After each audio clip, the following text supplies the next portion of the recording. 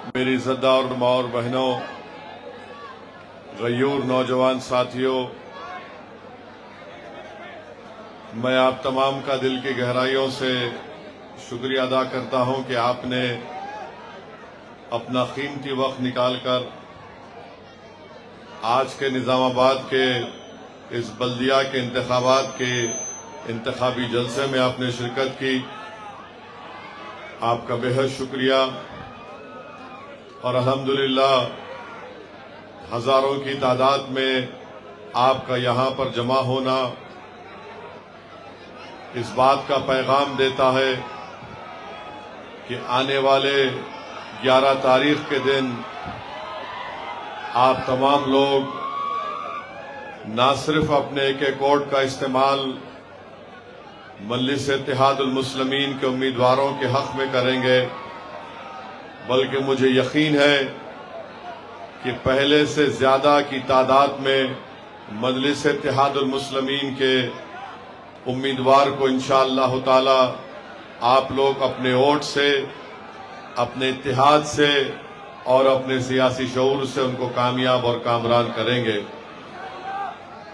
अजीजान मिल्लत, मजलिस इत्तेहादुल मुस्लिमीन ने 21 उम्मीदवारों को इस इंतखाबात में टिकट दिया है। डिवीजन नंबर 11 से मोहतरमा साजिदा बेगम साहिबा, डिवीजन नंबर 12 से अफीफा बेगम साहिबा, डिवीजन नंबर 13 से राज गणेश दारम साहब, डिवीजन नंबर 14 से Mir Mumtaz Ali advocate, division number 15 से मोहम्मद सिराज, डिवीजन नंबर 29 से मोहतरमा हाजरा बेगम, डिवीजन नंबर 30 से अब्दुल सलीम साहब, डिवीजन नंबर 31 से नसीमा बेगम साहिबा, डिवीजन नंबर 32 से मोहतरमा सारा आमिना साहिबा, डिवीजन नंबर 33 से मोहतरमा नाजनीन सुल्ताना साहिबा, डिवीजन नंबर 46 से अब्दुल रहमान अरशद पाशा साहब, डिवीजन नंबर 51 से अब्दुल अली बागवान साहब,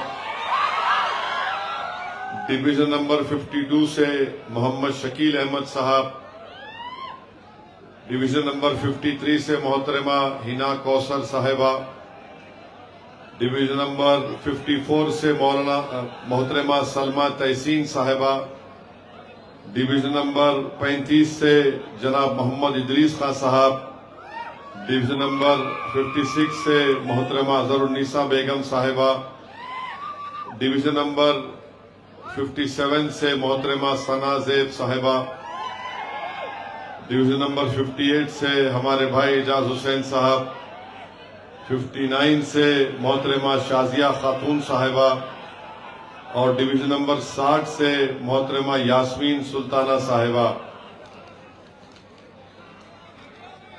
शहनशीन पर तशरीफ फरमा मजलिस इत्तेहादुल मुस्लिमीन के रुकन असम्बली व इंचार्ज निजामाबाद जिला मोहतरम जनाब अहमद बलाला साहब, मजलिस इत्तेहादुल मुस्लिमीन के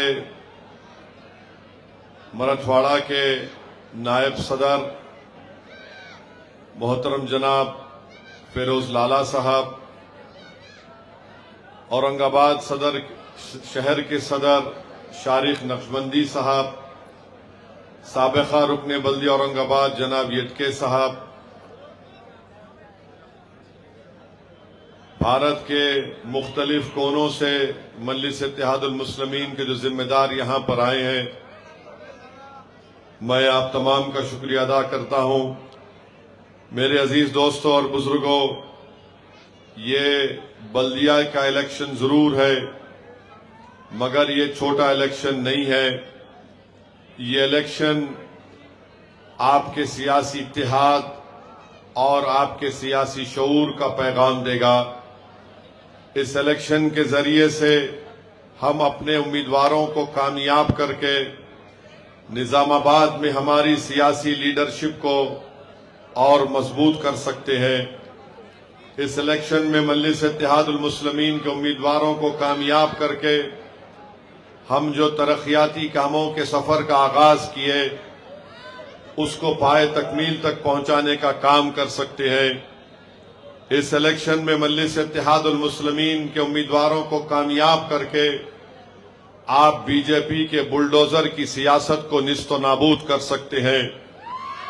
आप मजलिस इत्तेहादुल मुस्लिमीन के उम्मीदवारों को कामयाब करके आरएसएस और बीजेपी के बढ़ते हुए कदमों पर रोक लगा सकते हैं। निजामाबाद में आप मजलिस इत्तेहादुल मुस्लिमीन के उम्मीदवारों को कामयाब करके आप दुनिया को बता सकते हैं कि मजलिस ही वो सियासी ताकत है जो फिरका परस्त आरएसएस के उन नापाक मंसूबों को नाकाम कर सकती है।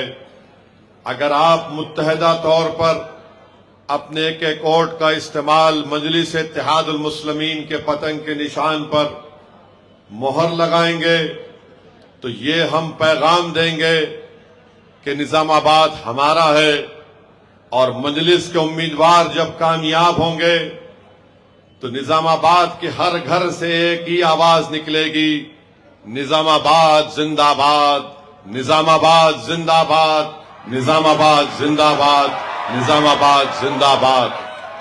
तो मेरे अजीज दोस्तों और बुजुर्गों, इन तमाम चीजों को आप अपने सामने रखिए और बेखौफ होकर मजलिस इत्तेहादुल मुस्लिमीन के हक में अपने वोट का इस्तेमाल करिए। मेरे पास एक लंबी फेहरिस्त है कि मजलिस इत्तेहादुल मुस्लिमीन के पिछले बार 16 कॉरपोरेटर्स को आपने कामयाब किया था, तो मुख्तलिफ सल्म इलाकों में बुनियादी सहूलतों की फराहमी के लिए करोड़ रुपये के काम मंजूर करवाए गए और कई काम उसमें मुकम्मल भी हुए।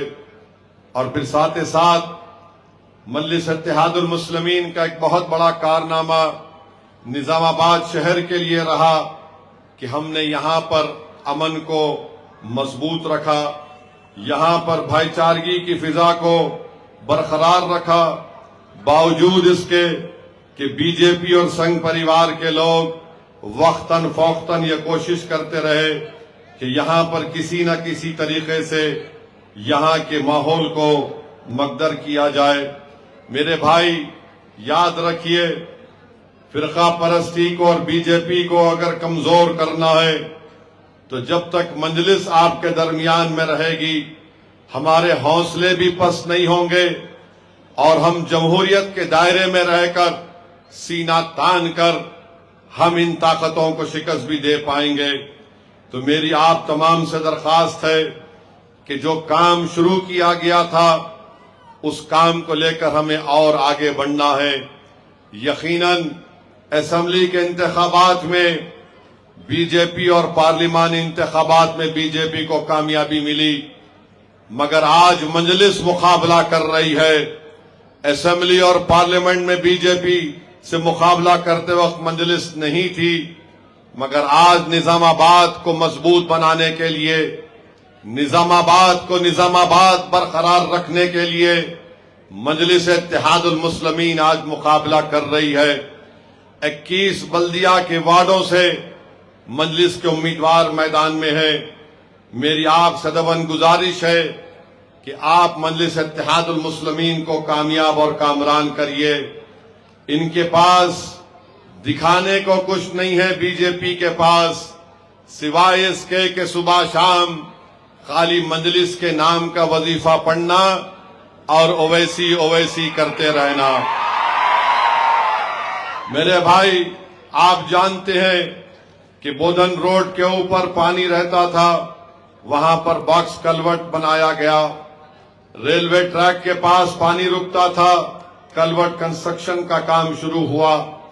आप ये भी जानते हैं कि अरसापल्ली में ट्रैफिक के निजाम को बेहतर बनाने के लिए वो ब्रिज का काम मुकम्मल हो चुका है, मगर बीजेपी और दूसरी ताकतें सिर्फ यही चाहती हैं कि फिरका परस्ती के जहर को बढ़ाया जाए। मेरे अजीज दोस्तों और बुजुर्गों, आज मुल्क के माहौल से आप वाकिफ हैं।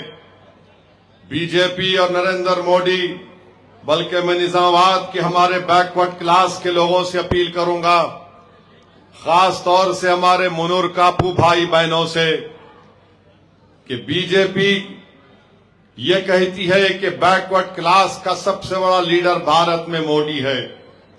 पार्लियामेंट में खड़े होकर भी नरेंद्र मोदी ने, मैंने खुद अपनी आंखों से देखा, एक बार नहीं कई मर्तबा नरेंद्र मोदी अपने सीने पर हाथ मार के कहा कि भारत का सबसे बड़ा बैकवर्ड क्लास का नेता मैं हूं। मैं आपसे पूछना चाह रहा हूं, सीने पे तो हाथ मार दिए मगर आपके गले पे हाथ मार दिए हैं।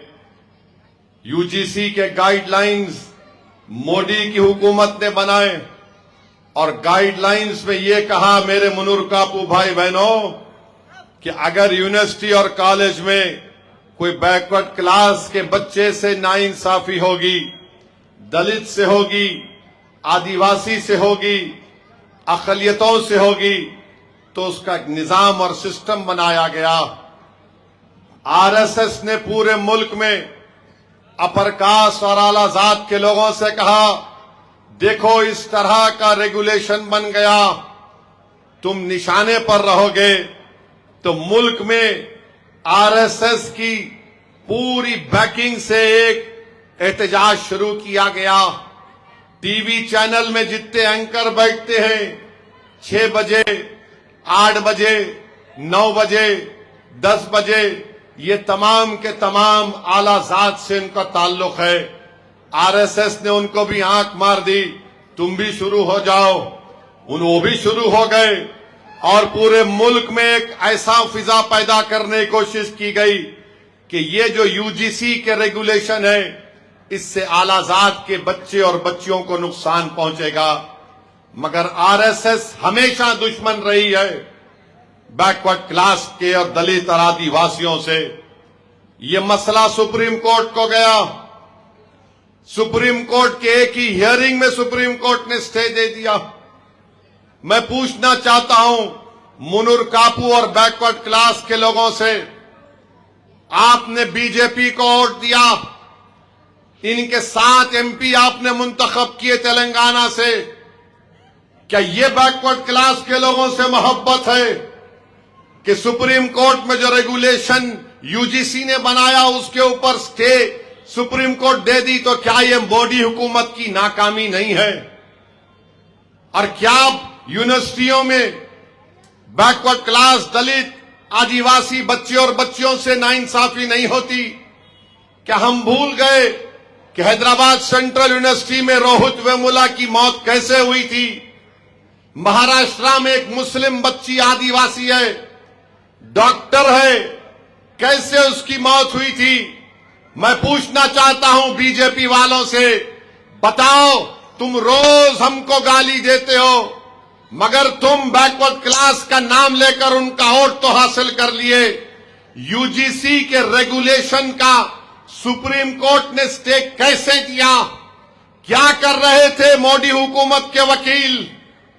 अरे वक्फ का काला कानून बना, सुप्रीम कोर्ट ने स्टे दे दिया, उस कानून पर स्टे दिया। तुमने यूजीसी के रेगुलेशन निकाले, सुप्रीम कोर्ट ने उस पर स्टे दे दिया। ये कौन सी मोहब्बत है? तो बैकवर्ड क्लास के लोगों को, हमारे दलित भाइयों को ये समझने की जरूरत है कि बीजेपी, आरएसएस को अदर बैकवर्ड क्लास से मोहब्बत नहीं है, इनको हमेशा मोहब्बत थी तो आला जात के लोगों से। ये कभी भी नहीं चाहते कि वरना सिस्टम में डिस्टर्बेंस पैदा हो जाए। मैं गुजारिश करता हूं तेलंगाना के बैकवर्ड क्लास के लोगों से कि इस आने वाले बल्दिया के इलेक्शन में आप अपने वोट का सोच समझकर इस्तेमाल करिए। मैं दलित भाइयों को याद दिलाना चाहता हूं, अगर यही सिलसिला रहेगा तो कहीं कल SC/ST एक्ट पर स्टे ना लग जाए। और फिर मैं जो बात कह रहा हूं, हमारे दलित भाइयों को बताना चाहूंगा, बीजेपी वालों को बता रहा हूं, चैलेंज कर रहा हूं, मुझे गलत साबित करो। SC/ST एट्रोसिटीज एक्ट जो है, पूरे मुल्क में 80% दलितों पर जुल्म के अब जो केसेस बुक होते हैं वो 6 रियासतों में बुक होते हैं। कहां पर?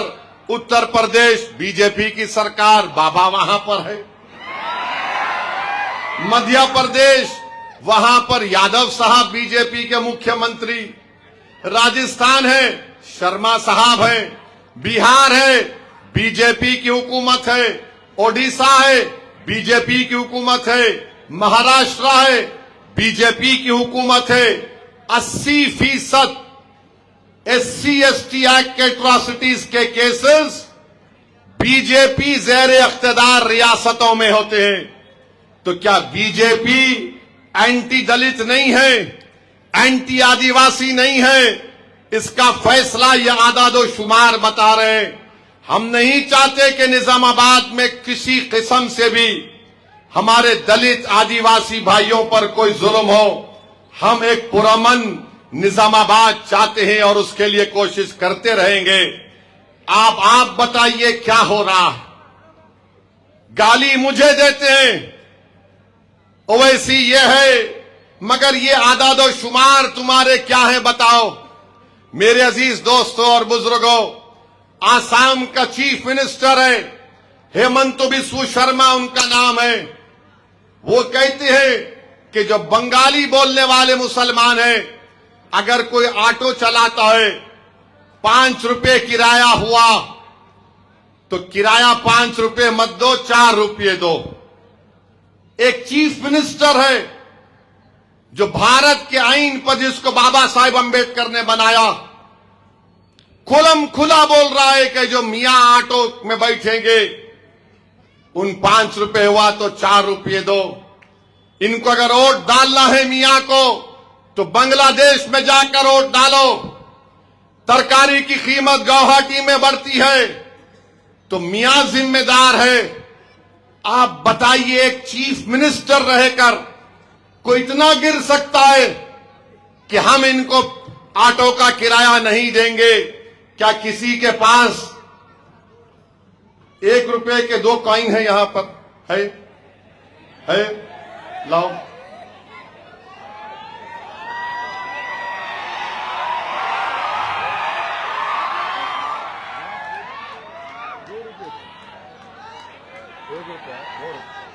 ये 2 रुपए का कॉइन है, ये 2 रुपए का कॉइन है। हेमंत बिस्वा शर्मा तेरे को चंदा दे तो ले ले में से 2 रुपए, तेरे को देता हूं, सदका देता हूं, निजामाबाद पे वार के पड़ा लेता तू। माने आप बताओ, एक चीफ मिनिस्टर रह के बोल रहा 5 रुपए है तो 4 रुपए दो, मैं तेरे को 2 रुपए तो ले ले। हाँ मेरे भाई, ये आपको दिख रहा है, मगर इसमें नफरत है एक मुख्यमंत्री चीफ मिनिस्टर की, नफरत है। 5 रुपए हुआ तो 2 रुपए देंगे। अब यहां पर उसकी देखा देखी कर रहे हैं, छोटे हेमंत बिस्वा शर्मा बनने जा रहे हैं कोई यहां पर। अगर आप बनने जाएंगे 2 रुपए का चंदा दूंगा मैं, आपको लेना पड़ेगा। मेरे अजीज दोस्तों और बुजुर्गों, आप जानते हैं कि आप बीजेपी का चीफ मिनिस्टर इस तरह की बात करके, मैं उनसे कहना चाह रहा हूं, आप आसाम की आवाम की तौहीन कर रहे हैं। ये निजामाबाद की सरजमीन है, यहां पर गयूर लोग और ईमानदार लोग रहते हैं। अगर आप बीजेपी को नहीं रोकेंगे तो फिर ये छोटे हेमंत बिस्वा शर्मा यहां पर पैदा हो जाएंगे। तो मेरे अजीज दोस्तों और बुजुर्गों, मेरी आप सदवन गुजारिश है, जरा तेलुगु में बोलता हूं। కొంచెం आती, अगर गलती हुई तो माफ कर देना। నిజామాబాద్ యొక్క హిందువులు నా సోదరులు, నిజామాబాద్ యొక్క ముస్లిములు నా సోదరులు, అందరూ భారతీయులు నా సోదరులు, హిందూ ముస్లిం ఐక్యత జిందాబాద్, దేశం ప్రచారం చేయవాళ్ళు ముర్దాబాద్। माने उर्दू में अगर अच्छा बोले तो निजामाबाद में हिंदू और मुसलमान भाई है, पूरे हिंदुस्तानी भारतीय हैं। हिंदू मुसलमान इत्तेहाद जिंदाबाद और नफरत फैलाने वालों तुम्हारी फुला फुला की मुर्दाबाद मुर्दाबाद। ये आपको पैगाम देना है। आज आप देखते हैं कि दिखाने को कुछ नहीं है। 11 साल से मोदी के पास 11 साल से रख लो, में आया तो दे देंगे उसको। 11 सुनो अभी, अरे पूरा गेम बदल देंगे। निजामाबाद में पूरा गेम बदल देंगे इंशाअल्लाह ताला। तुम क्या बात कर रहे हो? 11 साल से, हाँ 11 तारीख को क्या होगा? पूरा गेम बदल देना 11 तारीख को इंशाअल्लाह ताला। ज्यादा बोले कि बोलना, लेता 2 रुपए का चंदा ले भाग। 11 साल से बीजेपी इख्तिदार पर है। ये मुल्क समझ रहा था कि यहां पर एतमाद आम होगा, मगर मोदी, अरे बैठो यारो तुम अभी, 11 कूटना है प्यारे, अभी बैठो बैठो। हैदराबाद के 50 किलोमीटर दूर मालूम हुआ भोन यादाद्री में शेर फिर रहा करते। तो फारस वाले फोन करके पूछे, मीडिया वाले बोले साहब शेर फिर रहा। बोला हाँ मेरे इलाके में आते, बहुत आते। यहाँ का बगैर दुम का है, हालिन का हालिन। 11 साल से एतमाद नहीं बहाल किया गया, बल्कि शक को आम कर दिया गया। सच्चाई को खत्म किया गया और झूठ को आम कर दिया गया। इस मुल्क की आबादी का 60% आबादी नौजवानों पर मुश्तमिल है। 40 साल से कम उम्र की आबादी है। आज बताओ, बीजेपी ने नौजवानों को कोई नौकरी दी? नहीं दी। बीजेपी ने नौजवानों को स्किल सिखाया? नहीं सिखाया। महंगाई उरूज पे चले गई और मोदी राज्यसभा में तकरीर करके बोलते हैं कि इस देश में, ये देश नौजवान देश है। दूसरे विश्व में, दुनिया में जो ममालिक है वो बूढ़े हो रहे हैं। मोदी जी, ये देश आपसे पूछना चाहता है, आपने नौकरी नहीं दी। नौजवानों ने नौकरी पूछी तो मोदी ने कहा जाओ गांव रक्षक बन जाओ। नौजवानों ने पूछा नौकरी दो तो कहा जहां कहीं भी ईसाइयों के फंक्शन हो रहे, मजहब तब्दीली के नाम पर गड़बड़ कर दो। नौजवानों ने नौकरी पूछी तो कहा जो बंगाली बोलता है उसको पकड़कर बांग्लादेशी बोल के पीट दो। नौजवानों ने नौकरी पूछी तो कश्मीर से जो गरीब आकर अपना कारोबार करता है भारत में, उसको मारो और पीटो। मेरे अजीज दोस्तों और बुजुर्गों, ये 11 साल का रिकॉर्ड है। बीजेपी का रिकॉर्ड ये भी है कि ओडिशा में बीजेपी की हुकूमत बनी, वहां पर एक ईसाई पादरी के मुंह में गोबर डालकर, उसके सर पे सिंदूर लगाकर, गले में जूतों का हार पिनाकर उसको मारकर उसके गांव में फिराया गया। ओडिशा में बीजेपी की सरकार है, मुसलमान है मकानदार मोहम्मद, गाड़ी में जाता है, उसको उतार कर मार कर जबर मजबूर किया जाता है नारा बोलने के लिए। और फिर उसकी, बैठो बैठो बैठो बाबू बैठो, 6 फुट 2 इंच का आदमी है, मोदी को भी दिख जाता हो तुम, बैठो। अब तुम लोग खड़े हो गए, अब क्या होता कि 11 को अब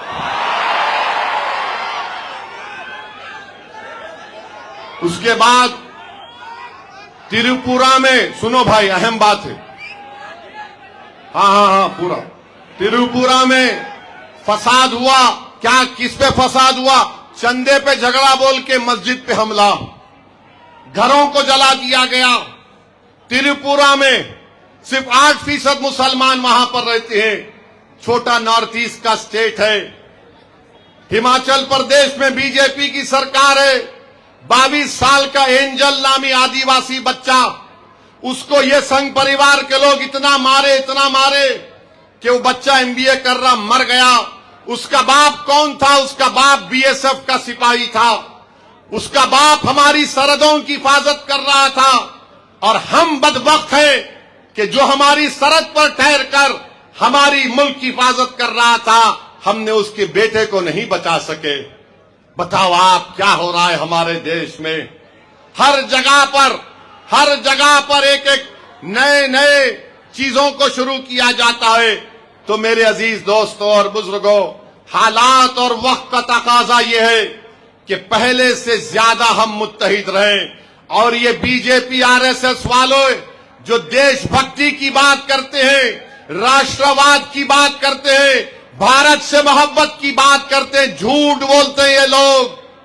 और उनकी झूठ क्या है बताता हूं। एक गोरी चमड़ी वाला ट्रंप अमेरिका में बैठकर बोलता है हम भारत को कि तुम रशिया से तेल नहीं लेना, तुम वेनेजुएला से तेल लेना। मोदी जी, ट्रंप अमेरिका का सदर है, भारत का सदर नहीं है। हमने अंग्रेजों की 200 साल की गुलामी से इस मुल्क को इसलिए आजाद नहीं किया था कि गोरी चमड़ी वाला हमको बैठकर बोले कि तेल किससे खरीदना। अरे आप बोल सकते थे उसको कि तू अपना देश देख, हम अपना देश देखेंगे।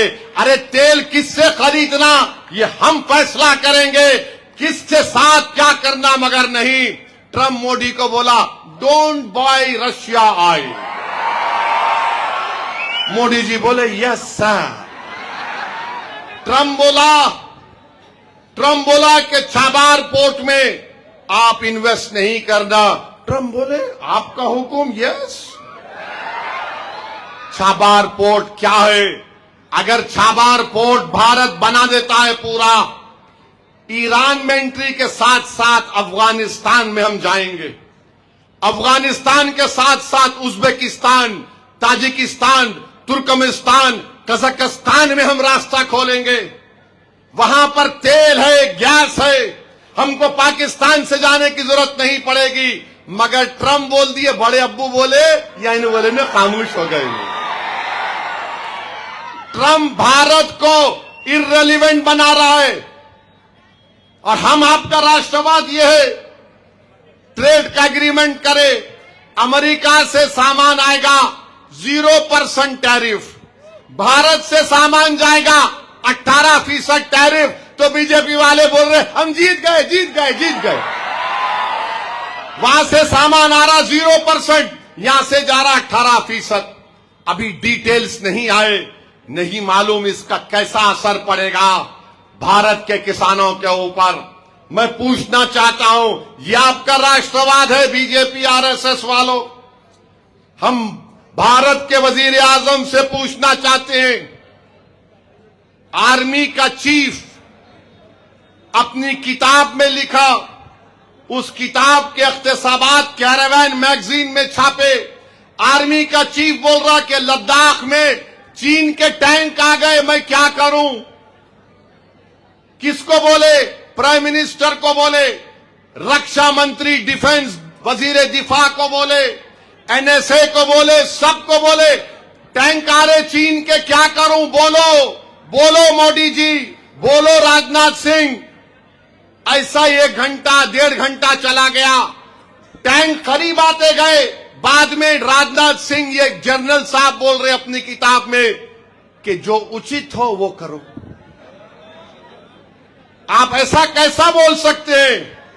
जो उचित है वो फैसला कर लो। अरे चीन की फौज हमारी जमीन पर आ गई, एलएसी में अंदर आ गई, और देश के प्रधानमंत्री बीजेपी वाले बोलते हो मोदी का 56 इंच का सीना है। 56 इंच। मगर 56 इंच का सीना जब चीन फौज लेके आ रहा था तो क्या हुआ? और मोदी जी तो मिलिट्री वारफेयर के एक्सपर्ट भी हैं माशाअल्लाह। बालाकोट में स्ट्राइक हो रहा तो मोदी ने कहा था, मुझे फौज ने आकर बोला था सर बादल है। मैंने कहा बादल है तो बहुत अच्छा मौका है, घुस के मारो।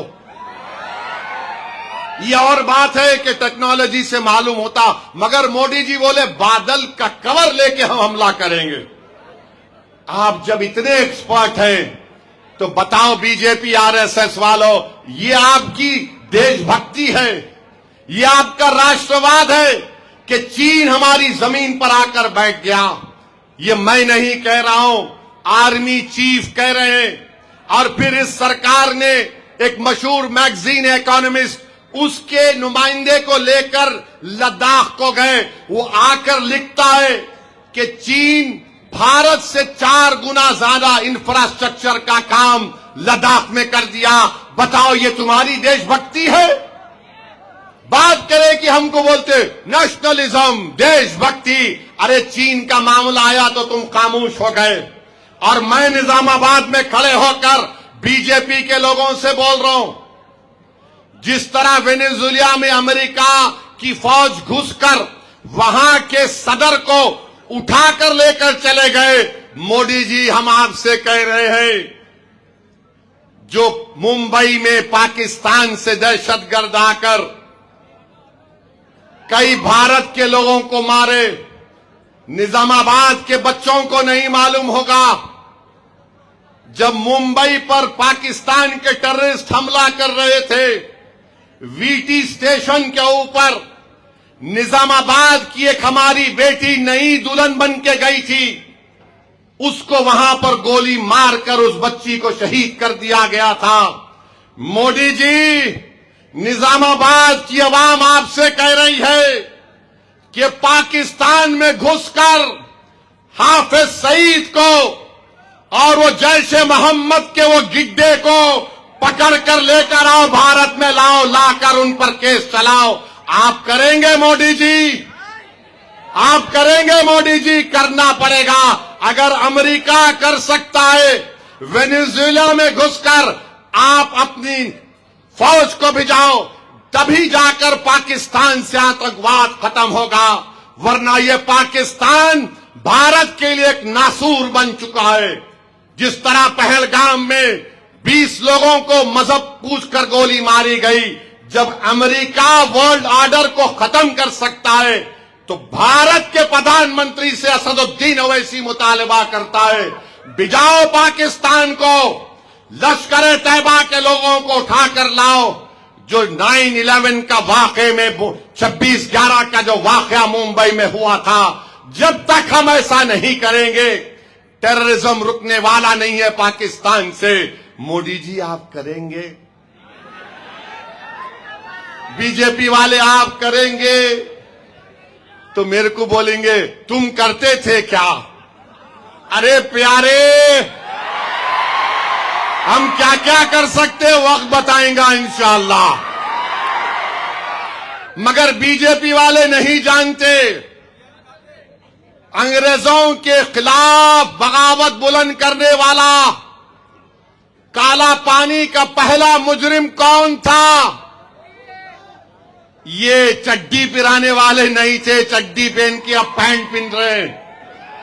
काला पानी का पहला मुजरिम मौलवी अलाउद्दीन थे, मक्का मस्जिद हैदराबाद के सबसे पहला मुजरिम वो था। अरे तुम तो कुछ नहीं किए देश के लिए, अंग्रेजों के खिलाफ। हाँ, देख लिया तुम्हारे को। I love you. खामोश बैठो,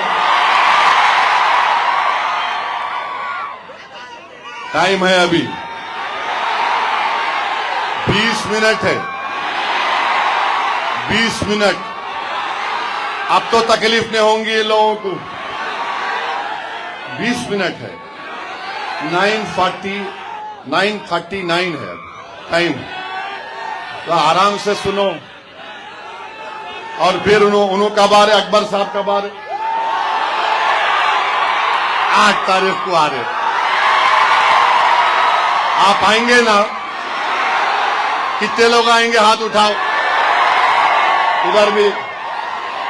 वेरी गुड, हो गया काम। तो मैं जहां खत्म करके छोड़ के जाऊंगा, वहां से अकबर साहब शुरू करेंगे। तो मैं आपको बता रहा था, सुनो, अब ये बस सुनो। ज्यादा बोलेंगे तो यहां के तकरीर करना पड़ेगा। मैं आपको बता रहा हूं, ये राष्ट्रवाद की बात जो बीजेपी करती है ना, इनका एक आदमी आरएसएस का बताओ जो अंग्रेजों की गोली खा के मरा। नाम दो, निजामाबाद में 24 घंटे के अंदर नाम बताओ। एक भी नाम नहीं दे सकते। सुल्तान हैदराबाद में जो वुमेन्स कॉलेज है, उसके ऊपर तुर्रेबाज खां की लाश 6 दिन तक लटकती रही। तुर्रेबाज खां कौन थे? इनके चचा थे, मामा थे, कुछ नहीं थे। एक आदमी नहीं बता सकते ये लोग। हां, इनके हेगडेवर जेल को गए थे। अरे बैठो यारो, बैठो, बैठ जाओ बाबा, बैठ जाओ, छोड़ दो।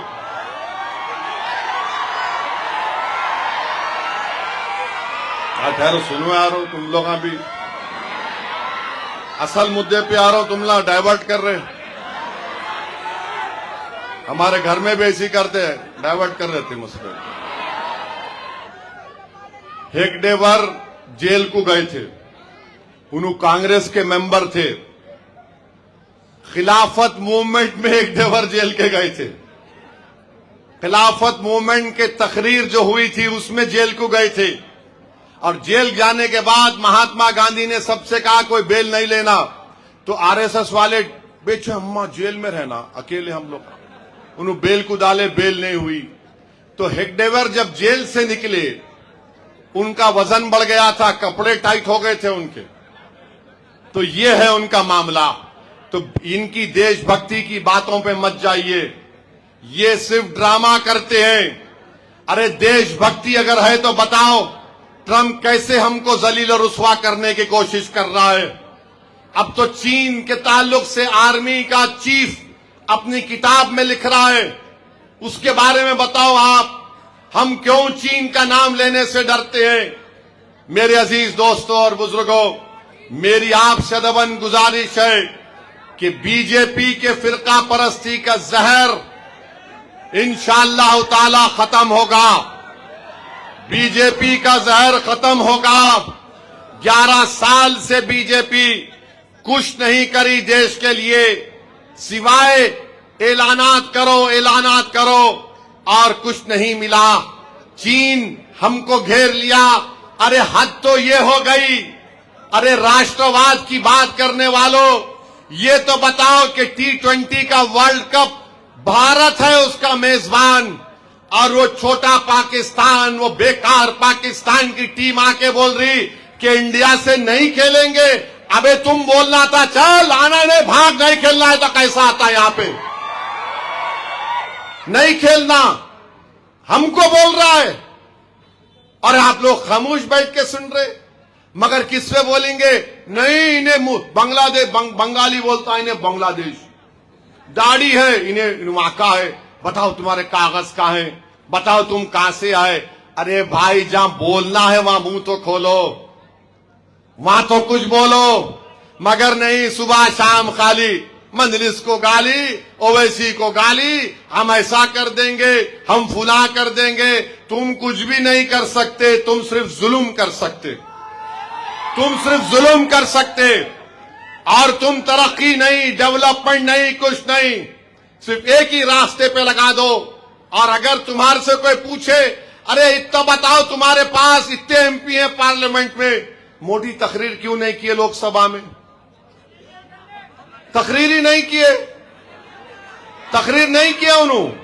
बाद में मालूम हुआ कि उनको मालूम हुआ कि कुछ हो जाता हूं। कैसा होता? कुछ भी नहीं होता। बहरहाल मेरे अजीज दोस्तों और बुजुर्गों, ना वो छोड़ दो, वो देख लेंगे अपन। मैं आपसे बता रहा हूं, मजलिस-ए इत्तेहादुल मुस्लिमीन बिहार का इलेक्शन लड़ रही थी। बिहार का इलेक्शन लड़ते वक्त ये नाम निहाद सेकुलर पार्टियां बोले नहीं नहीं नहीं जीतते, नहीं जीतते। हम बोले जीतेंगे, और अल्हम्दुलिल्लाह मजलिस के 4 एमएलए को तोड़ लिया था। मजलिस उसी जगह से अपने एमएलए को मुंतखब कराई। 5 एमएलए मजलिस के कामयाब हुए। समाजवादी पार्टी का अखिलेश यादव अपने 6 एमपी को बिहार भिजा दिया, और उनको एक ही बोला, सुबह शाम मजलिस को गाली दो, सुबह शाम दो। हम बोले दो गाली दो, फिक्र नहीं हो हम करते, मगर सीमांचल की आवाम ने बता दिया कि तुमने 4 को तोड़ा, मगर जो रिश्ता मजलिस ने सीमांचल की आवाम से जोड़ लिया, आवाम ने और अल्लाह सुब्हाना व तआला ने उस आवाम के जरिए से दोबारा 5 कामयाब हो गए। तो हमको बोलना शुरू करे, नहीं ओवैसी जो है मजहबी बातें करता है तकरीर में। अरे दीवाने, जुदा हो जो दीन से सियासत तो रह जाती है चंगेजी, समझे ना। अगर तुम्हारे मुंह में जबान है, तुम गूंगे हैं, तो मैं क्या करूं। तुम बोल नहीं सकते। कांग्रेस 60 सीट पर लड़ी बिहार में, कितने जीती? 6। तेजस्वी राजद वाले लड़े करीब 130-40, उन्होंने आ गए 40 पे। हम तो बोले थे हाथ मिला लो, अलायंस कर लो, मगर आप तैयार नहीं थे। इलेक्शन हारने के बाद हम लोग क्या बोलते दक्षिणी जबान में, लोतरंडी शुरू कर दी। नहीं नहीं नहीं नहीं, अरे कब तक तुम रोंगे। मम्मी मम्मी मेरा खिलौना लेके भाग गया मजलिस वाले।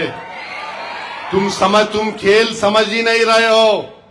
पूरे बिहार में बीजेपी बोल रही थी ओवैसी कोर्ट मत दो, गठबंधन बोल रहा था ओवैसी का जनाजा निकाल देंगे, मगर अल्लाह ने जो इज्जत से नवाजा, अल्हम्दुलिल्लाह हम बिहार जीत गए।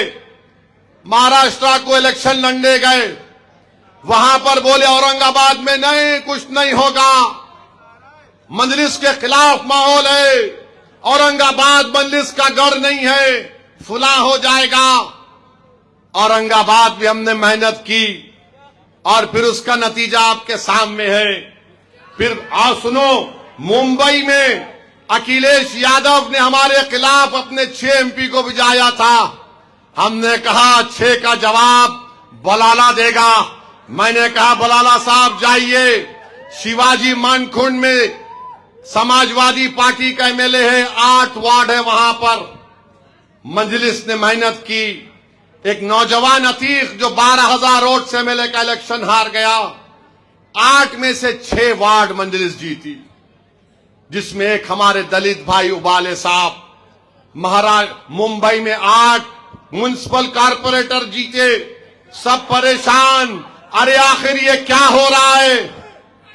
मुंबई में 8 आ गए, मुंब्रा में 6 आ गए, और फिर औरंगाबाद जो मजलिस का किला है, जिस तरह निजामाबाद मजलिस का किला है और रहेगा इंशाअल्लाह ताला। औरंगाबाद में 33 जीत गए, 33। शिंदे हमसे कम, कांग्रेस हमसे कम, शरद पवार हमसे कम, सब बोल रहे आखिर है क्या। तो हमने कहा यह अल्लाह का करम है कि औरंगाबाद की आवाम ने यही फैसला लिया कि नाम बदलने की बात की। तो मैंने कहा औरंगाबाद जिंदाबाद। आज मैं कह रहा हूं, तुम मेरे साथ नारा लगाओ, निजामाबाद जिंदाबाद, निजामाबाद जिंदाबाद, निजामाबाद जिंदाबाद। 33 जीत गए तो सब बोल रहे अरे ये क्या हो रहा, कैसे हो रहा, कैसे हो रहा ये।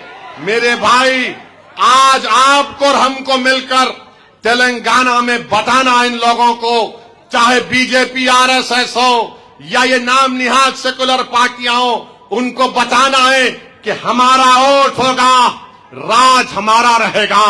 हमारा वोट तुम्हारा राज नहीं रहेगा।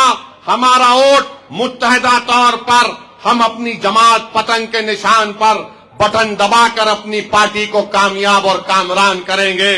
ये 21 उम्मीदवार हैं मजलिस के, ये उम्मीदवार नहीं है निजामाबाद का बच्चा बच्चा, निजामाबाद की मां और बहनें, निजामाबाद के नौजवान, निजामाबाद के बुजुर्ग कैंडिडेट हैं। तुम इनको मत देखो, अपनी पार्टी को देखो, निजामाबाद को देखो और पतंग के निशान पर मोहर लगा दो। मेरे अजीज दोस्तों और बुजुर्गों, कैंडिडेट की अहमियत नहीं है, पार्टी की अहमियत है। मैं हमेशा कह रहा हूं कि इनफरादियत को मत देखो, इज्तिमाइयत को देखो। बरकत इज्तिमाइयत में है, कामयाबी इज्तिमाइयत में है। मेरी आप तमाम से अपील है कि 11 तारीख के दिन अपने एक वोट का इस्तेमाल करिए। पतंग के निशान पर बटन दबाइए, न पतंग के निशान पर मोहर लगाइए। 21 कैंडिडेट हैं, पूरे 21 को कामयाब करेंगे आप इंशाअल्लाह। मेरी मां और बहनों से अपील कर रहा हूं, बिहार में 5 असेंबली की सीटें ऐसी थी जहां पर उस असेंबली कॉन्स्टिट्यूएंसी में 90% खवातीन ने अपने वोट का इस्तेमाल किया। 5 में से 3 मंजिलिस जीती, 5 में से 3 मंजिलिस जीती। और जब जीतने के बाद मैं उनका शुक्रिया अदा करने के लिए गया, एक असेंबली हल्के में मुझे खवातीन ने बुलाया। मैं पैदल जा रहा था और बुलाकर कहा, इधर आओ ओवैसी। मैं उनके पास गया तो मां और बहनों ने मुझसे कहा, हमारे घर पर राजद का झंडा है, मगर हम तमाम ने फैसला लिया कि बावजूद इसके कि हमारे मर्द हजरात बोल रहे थे कि लैंटिन को वोट दो, हमने कहा हम पतंग साहब को वोट देंगे। हमने ओवैसी को वोट दिया और तुम्हारे कामयाबी मिली। तो मां और बहनों, अपने वोट का इस्तेमाल करो। नौजवानों, 11 तारीख के दिन सुबह के अवलीन सातों में अपने एक वोट का इस्तेमाल करने जाओ। ये इलेक्शन निजामाबाद को अमन से रखने का है। ये इलेक्शन निजामाबाद को तरक्की की राहों की तरफ लेकर जाने का इलेक्शन है। ये इलेक्शन हमारी पहचान का इलेक्शन है। ये इलेक्शन इस शहर में हमारे रोब और दबदबे को बरकरार रखने का इलेक्शन है। नौजवानों, मैं तुमसे अपील कर रहा हूं, मुस्तकबिल तुम्हारा है। आज हमको मुत्तहिदा तौर पर अपने वोट का इस्तेमाल करना है। मजलिस को वोट देना इसलिए जरूरी है कि इस इलेक्शन के बाद SIR होगा और बीजेपी NPR NRC के जरिए नहीं, वोटर लिस्ट के जरिए भारत के मुसलमानों की शहरियत खत्म करना चाहती है। आपका नाम वोटर लिस्ट में है तो दबाकर अपना वोट डालो, ताकि दुनिया को मालूम हो जाए कि वोटर लिस्ट में मेरा नाम है, मैंने अपना वोट का इस्तेमाल किया। SIR होगा, मजलिस पूरी रहबरी करेगी, मगर अभी से हमको तैयारी करना है। मैं निजामाबाद के मसाजिद के तमाम जिम्मेदारों से अपील कर रहा हूं, तेलंगाना के तमाम मसाजिद के जिम्मेदारों से अपील कर रहा हूं कि हर जुमे में खुतबे से पहले SIR पर 2-3 मिनट बोला जाए, मैपिंग सही तरीके से हो। 2002 की वोटर लिस्ट में अगर अब्बा या दादा का नाम है, वो बकायदेयात अल्हम्दुलिल्लाह उनका नाम लो और प्रोजेनी सर्टिफिकेट हासिल करो। बर्थ सर्टिफिकेट अगर नहीं है बनाओ, पासपोर्ट बना सकते बनाओ, SSC का सर्टिफिकेट है तो तैयार रखो। इंशाअल्लाह ताला पूरी रहबरी मजलिस करेगी। उत्तर प्रदेश में बीजेपी के लोग फॉर्म 7 डालकर मुसलमानों के नामों को डिलीट करवाना चाहते हैं। तो निजामाबाद की आवाम, तेलंगाना की आवाम से ओवैसी अपील कर रहा है कि जो जेन्युइन वोटर है SIR में अपना नाम लिखवाइए। बीजेपी RSS को अपनी साजिश में नाकाम करिए, उनको कामयाब होने मत दीजिए। तो मैं आपसे अपील कर रहा हूं, 11 तारीख को निजामाबाद के आसमानों पर, 11 तारीख को निजामाबाद के घरों में, 11 तारीख को निजामाबाद के सड़कों में, निजामाबाद के हर एक की जबान पर क्या होगा, निजामाबाद की आवाम क्या करेगी और हम क्या करेंगे, ऐसा डाल के तुम, अरे भाई बंद करो, तुम्हारे म्यूजिक में मजा नहीं है जो अल्लाह ने मेरे अल्फाज में दिया है। छोड़ो, तुम अपना सेलफोन खोलो, जरा लाटा खोलो, ताकि RSS के जो लोग हैं उनको मालूम हो जाए। पूरे यहां भी खोलो, वहां भी खोलो, लाटा खोलो, खोलो लाइट, पूरे खोलो लाइट, पूरा लाइट खोल दो। देखो RSS बीजेपी वालों,